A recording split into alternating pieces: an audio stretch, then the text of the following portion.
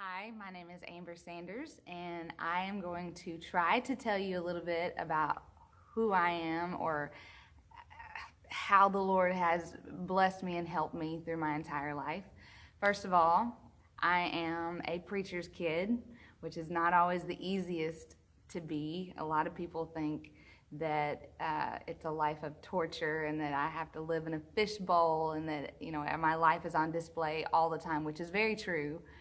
But sometimes because you are a preacher's kid and sometimes because you are on display, it's very, very easy to, settle into portraying that your life is perfect and that your life is awesome, when a lot of times it's probably the hardest. It's probably the hardest to be good when it looks like everybody else is having fun and they're getting to do things that you don't get to do, and even just having friends over sometimes was always hard because you always had to be super careful. One of my dad's biggest things for us growing up was, don't ever let your good be evilly spoken of. And so it was overly exaggerated. And even today, I've adapted to it as an adult, that I understand why he said that you have to be very careful of not letting your good be evilly spoken of. But underneath all that, growing up, even though I wanted to be good, and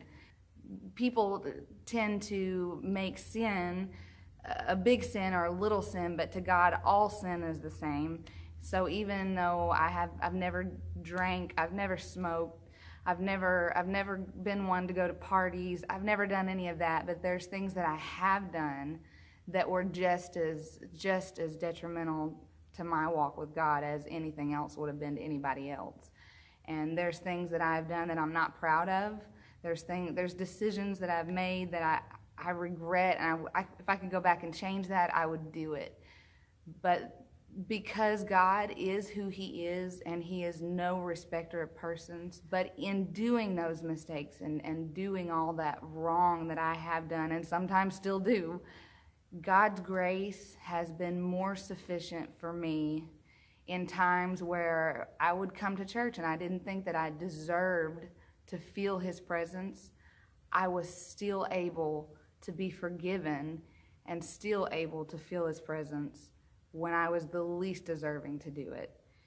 And I am thankful that God has always been good to me in that way. Even though I make dumb decisions and I do things that I shouldn't do, it never justifies sinning just because you know that God's grace is sufficient. It never makes it okay to do wrong. And that was probably the hardest mistake I had to learn. I remember thinking that because I have the Holy Ghost, or because I was a preacher's kid, that it's okay. I know that I'm okay as long as I just make sure it's okay when it's over with. And it's never not. That was something that I learned after I got older, that you are not always protected by the fact that you're a preacher's kid. There's things that you're going to get attacked by just like everybody else.